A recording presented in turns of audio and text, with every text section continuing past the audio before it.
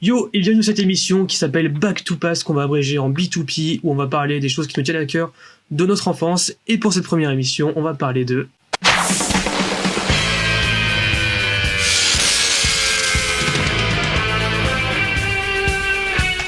Alors je serai encore une fois accompagné de Vega, comme vous le voyez. Salut Vega, comment ça va? Yo les Lingen. Alors voilà, pour cette première émission, on avait envie de parler de la série animée Spider-Man de 1994, qui a duré jusqu'à 1998 quand même, elle a duré 4 ans, c'est pas dégueu. Et c'est un peu la série qui, personnellement, ça m'a vraiment fait découvrir Spider-Man, tout l'univers étendu, pas juste le personnage. Et c'est beaucoup de nostalgie hein, quand vous voyez les images derrière nous, et c'est vraiment une série marquante, aussi marquante que celle de Batman des années 90. Comme quoi les séries animées des années 90 c'était vraiment des pépites. Il faut savoir en plus que cette série du coup elle a été créée par Stan Lee et qu'elle est composée de 65 épisodes. Donc oui, comme tu l'as dit, créée en 1994. Donc c'est vrai que nous, comme on est né en 1997, on a grandi avec cette série. Ah oui, totalement, avec ça repassait à la télé Batman. Tout ça, donc... Ouais, toutes ces séries de toute façon font partie de ces séries animées qui ont bercé tout simplement, comme tu l'as dit, notre enfance. Moi, à chaque fois que j'entends le générique, je suis très nostalgique, hein. Un petit peu comme la série Batman. Ouais, les deux c'est pareil. Ouais. Et honnêtement, j'ai adoré, peut-être même que Batman, la série animée, fait partie de mes deux séries préférées, mais je pense peut-être avoir une petite préférence. Malgré le fait que Batman soit mon super-héros préféré, je pense quand même avoir une petite préférence pour la série animée Spider-Man, tout de même. Ouais. Non, moi quand même, malgré tout, ça reste Batman, parce que voilà, Batman, pas très original, hein, mais c'est comme ça. Mais celle de Spider-Man est vraiment au même niveau quasiment pour moi. Et il y a tellement de trucs ouf dans cette série. Déjà, il y avait les balades entre les immeubles qui étaient super bien faites. Il y avait Venom, il y avait Kraven, il y avait Shocker. Il y avait tellement de trucs, le bouffon vert, tout ça, c'était juste ouf. Ouais. Et un perso, je me souviens pas d'un seul épisode où je me suis fait chier, quoi. Même Morbius, qui est un personnage que j'aime pas trop, là j'ai kiffé. Et c'est pour ça c'est pour ça que je te dis que je préfère la série animée Spider-Man, tout simplement parce que je trouve que la série animée Spider-Man se regarde mieux, en fait. Ouais, c'est vrai qu'elle est plus... Ouais, elle se regarde un peu mieux quand même, ouais. Et d'un côté, alors j'ai pas envie de dire qu'elle est trash, elle est pas violente, hein, mais j'ai quand même l'impression qu'elle, mine de rien, elle est quand même un petit peu plus... c'est pas le mot trash que... Non, mais elle est quand même plus violente que ce qu'on a maintenant avec c'est pas non Spider-Man. plus violente, mais... je cherche le mot entre trash et violence, que trash c'est trop. Violent, je dirais que bon, c'est pas au même niveau, mais violence, c'est on va dire gore. Et, oui, ouais. et c'est pas ce que je veux dire du coup, mais elle nous montre quand même des choses assez dures à voir en fait, cette série. Je veux dire, pour des enfants de 6-7 ans, je pense que ce genre de série au jour d'aujourd'hui serait tout simplement interdite. Ah oui, ça serait pas pour les enfants. Pour les enfants de moins de 12 ans au moins, je dirais. Parce qu'il n'y a pas de sang, mais faut savoir que moi, un arc dans cette série que j'ai trouvé plutôt difficile, c'était peut-être l'arc avec Morbius. Ouais, oui, il était hard celui-là. Avec les vampires. Donc ouais, on a les morsures, on a Morbius qui ouvre sa main et on voit qu'il a une espèce de... Il a une espèce de crochet, d'ailleurs en fait il mord pas, je crois qu'il met sa main autour du cou et ça t'aspire, enfin ça te transforme en vampire, je crois, il me semble que c'est ça. C'est ça. Et donc voilà, on a ça, ce côté vampire, tout ça. On a le côté Spider-Man qui se transforme petit à petit en araignée dégueulasse mutante. Ouais, donc ça c'était vraiment hideux. Moi je sais que quand j'étais gosse, je regardais la série quand j'avais 7-8 ans je crois. Et je sais que le Spider-Man araignée mutante, il m'a fait faire quelques cauchemars hein, quand même. Hein. J'ai trouvé très trash. Hein, ah oui, non, il était gore. Hein, et même il y avait des scènes avec Venom qui étaient assez violentes de mémoire. Rien que dans le générique, déjà le fait que Venom bouffe littéralement Spider-Man dans une hallucination, tout ça, mais dans le générique, ça donne un peu le ton déjà de ce qui va arriver après avec Venom. Après, ça va, c'est cut.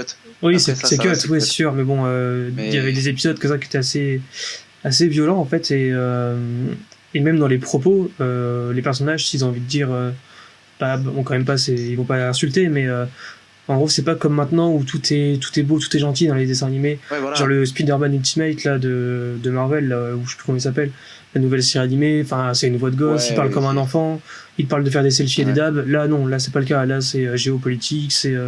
Ah bah, ils ont assassiné machin, enfin. On parle de la mort et tout. Tout ça pour dire qu'en fait, cette série de 1994, elle est destinée, bien sûr, elle était destinée aux enfants, mais elle abordait quand même des sujets et des histoires de façon plus mature. Oui, totalement. Je trouve. Et j'aimais bien, vraiment j'aimais bien ce côté trash dont je parlais tout à l'heure, avec Morbius, avec Spider-Man qui devient une araignée mutante, avec Carnage, avec aussi le Scorpion. Scorpion, j'ai assez peur en plus, je trouve. D'ailleurs, le Scorpion, là, vous le voyez en arrière-plan dans la vidéo, c'est sa première forme.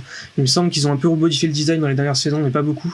Et il fait, c'est pas le Scorpion, c'est pas le Scorpion du jeu, par exemple, Spider-Man PS4, qui était, bon, il était un peu dégueulasse, mais ça allait. Là, on est sur un Scorpion qui est violent et gore quand même. Moi, je trouve que le Scorpion de la série animée, c'est le meilleur. Ah oui, ouais, vraiment. Puis il était violent dans ses propos, il avait une haine en lui, tout ça, c'était plus impactant. Et puis il était très fort, hein. Il était parmi les ennemis les plus forts de Spider-Man. Et moi, il y a des moments, pareil, il y a des épisodes qui. En fait, on va dire, ça me faisait pas peur, mais t'avais une petite appréhension pour Spider-Man. Moi, je me rappelle quand il tombe au bras des Sinister Six. Ah oui. Tu le vois tout seul dans cette pièce avec. Scorpion, avec Octopus, avec le Vautour, avec le Rhino, avec c'était pas Mysterio, non, c'était non, Mysterio faisait pas partie des Sinister Six dans celle-là. Non, putain, c'était qui? Il y a le Caméléon. Il y avait le Caméléon. Et il y avait pas le Bouffon Vert aussi? Kraven, non? Ou Kraven, c'était Kraven, sur les ententes. Et quand tu le vois comme ça, on va dire avec tous ces méchants autour de lui, on est là, je sais pas, il y a une petite peur, une petite appréhension pour le personnage. Contrairement au Spider-Man de Tom Holland, là t'es intéressé par le sort du personnage de la série animée. Et t'as vraiment peur qu'il lui arrive un truc. T'es là, mais faut pas qu'il se fasse choper, tu vois, t'es là et finalement il se fait choper. Mais c'était vraiment sympa, en plus ça aborde des arcs narratifs hyper intéressants pour les fans de comics. Donc je t'en parlais, hein, Secret War. Ouais, Secret War, ouais. Qui est incroyable, hein, qui sera sûrement fait en film, je pense, avec Tom Holland.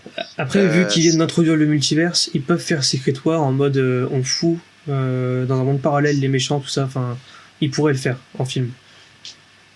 Ouais, en fait, Secret Wars, pour expliquer le concept simplement, c'est ni plus ni moins qu'une expérience scientifique de Madame Web, en fait. Elle veut opposer des super vilains aux super-héros, et pour voir à quel point les super-héros peuvent être en gros balèzes, parce qu'apparemment il y aurait une menace très importante dans l'avenir, et elle veut tester les super-héros. Ouais. Et le concept est super intéressant, je trouve. En gros, elle balance les super-vilains qu'elle a choisis sur une planète lambda, où c'est une population assez docile en fait. Et du coup, on voit qu'au bout d'un an, les super vilains ont pris possession complètement de la planète et ont tout ravagé, et ont pris contrôle d'une partie, de plusieurs territoires. Oui, de tous quasiment. C'est super intéressant. Ouais, c'est un super narratif, et dans la série animée, ils le font extrêmement bien. Et du coup, vraiment, c'est la série animée. On va finir un peu par ses grandes qualités. Elle a quelques défauts, forcément, elle a des côtés un peu rétro. Et certaines histoires qui sont plus trop d'actualité aujourd'hui parce que la société a tellement changé que par exemple le coup de la brute dans le lycée, c'est pas pareil. À l'époque c'était le beau gosse musclé qui tapait le binoclard. Aujourd'hui c'est du harcèlement plus poussé, réseaux sociaux, tout ça. Mais si on veut une bonne dose de rétro et un vrai Spider-Man, parce que je suis désolé, ça restera comme ça, Tom Holland n'est pas un vrai Spider-Man. Si on veut un vrai bon Spider-Man, on regarde cette série et on prend son pied comme on prend son pied devant Batman The Animated Series. Ouais. Parce que le truc c'est que, et là je vais faire le chauvin, je vais faire le type qui a un avis totalement subjectif, mais pour moi cette série elle n'a pas de défaut. Je trouve. Quand tu la prends à part, quand tu la prends dans son époque, je trouve qu'elle n'a pas de défaut. C'est comme la série Batman en fait. C'est deux séries qui n'ont pas de défaut et qui en plus je trouve avaient des animations extrêmement ouf pour l'époque. et puis un ton différent. Et un ton différent, totalement. C'est 2 séries que tu peux pas comparer, le ton est totalement différent. Ah, oui. Malgré tout, Batman est beaucoup plus réaliste. La série animée Batman est beaucoup plus réaliste que la série animée Spider-Man. Forcément. Ça aborde pas du tout les mêmes sujets. On n'a pas de vampire, ou alors on a Man-Bat. Mais Man-Bat dans Batman n'est pas un vampire, c'est une chauve-souris. C'est une expérience, voilà. Ça reste néanmoins scientifiquement plausible, plus qu'un vampire, quoi, venant d'une autre dimension. Voilà, ouais. Donc les 2 séries abordent vraiment des valeurs différentes, donc un ton différent aussi. Mais là, on va se concentrer que sur Spider-Man pour l'instant, parce que Batman, on y viendra peut-être plus tard. Ouais, ça fera l'objet d'une autre émission, ça. Le Venom de Eddie Brock, qui est tout simplement incroyable dans la série. Carrément. Ouais. Eddie Brock tout court, pas que son Venom, Eddie Brock en tant que personnage, même en tant que journaliste et tout ça. Ouais. Au début, on le déteste. Ah oui. Et finalement, on finit par l'apprécier et l'admirer, en fait. Presque. Et aussi, truc qui peut en choquer plus d'un qui n'aurait pas vu ça à l'époque, c'est le look et le caractère de Harry Osborn, qui est totalement différent de ce qu'on a vu dans les films, mais qui est plus... il est plus sur la limite, il est plus borderline par rapport au film et tout ça. Moi, je trouve que, justement... Alors, là, c'est un avis très subjectif, de toute façon, tout est subjectif dans notre vidéo. Mais je trouve que ce Harry Osborn est un petit peu raté, par contre, pour le coup. Je sais pas si c'est raté ou... En tout cas, en fait, on l'a mis trop en retrait. En fait, on voit très bien que ce n'est pas du tout le... Ah oui, par contre, il passe un peu à la trappe. Personnage majeur de cette série, et que c'est le meilleur ami de Peter, mais voilà, son rôle s'arrête à ça, quoi. Après, tu me diras, dans les nouveaux Spider-Man, ils ont carrément supprimé Harry Osborn, donc... Ouais, mais après, il y avait déjà eu 2 versions avec Harry Osborn. Donc après, on peut pas leur en vouloir. Après, ils auraient pu supprimer Harry Osborn pour faire quelque chose d'autant plus intéressant, d'aussi intéressant. Et au final, ils ont mis le geek obèse philippin, là. Philippin. Sans être méchant, c'est juste un gros un peu loufoque, quoi. Ouais, c'est un gros geek boutonneux, métis parce que les quotas, et voilà, quoi. Ouais, il a rien d'extra, quoi. Oui, on l'a rien mais voilà, tout ça pour dire que cette série Spider-Man, elle nous a fait, pareil que Batman, découvrir pour la première fois les personnages de l'univers Spider-Man. Et moi, sans mentir, c'est vraiment avec cette série que j'ai découvert. Pareil, j'ai découvert l'univers de Spider-Man. Pareil, totalement. Parce que les films de Sam Raimi étaient vraiment très bien même, mais c'était des films. Donc t'avais pas ce côté univers géant de Spider-Man. Alors que là, la série animée te permet de t'introduire l'univers et de t'y investir, en fait.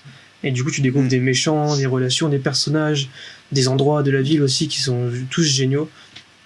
Et voilà, quoi. En tout cas, pour finir, on peut que vous conseiller de regarder cette série qui est malheureusement pas disponible sur Netflix, il me semble pas. Ou de la re-regarder. Parce que ou de la re-regarder si vous l'avez vu, bien sûr, bien entendu. Ouais, la plupart d'entre vous l'ont déjà vu, parce que c'est une série qui est très très aimée. Et c'est clair. C'est pour ça qu'on voulait faire une petite review dessus, histoire d'en parler avec vous. Et peut-être de vous redonner l'envie de la re-regarder. Voilà. Ouais, et vraiment, si vous l'avez pas vu, foncez la voir, ça vaut vraiment le coup. Et en tout cas, on espère que vous avez bien aimé ce premier épisode de cette émission, une nouvelle émission dont je rappelle le titre Back to Past alias B2P. Et on fera comme ça des vidéos assez régulièrement, ou du moins on essaiera, sur ce qui nous a plu quand on était gosse ou adolescent, et pour vous le faire découvrir, vous le faire partager. Et n'oubliez pas de débattre en commentaire sur ce que vous avez aimé, si vous connaissez, si vous avez envie de la regarder, et sur des trucs éventuellement à améliorer sur l'émission, et trucs comme ça, sur ce qu'on peut faire avec nos petits budgets. Et on vous dit à bientôt pour de nouvelles vidéos. N'oubliez pas de liker, de partager et de vous abonner. Allez, salut. Allez, à la prochaine.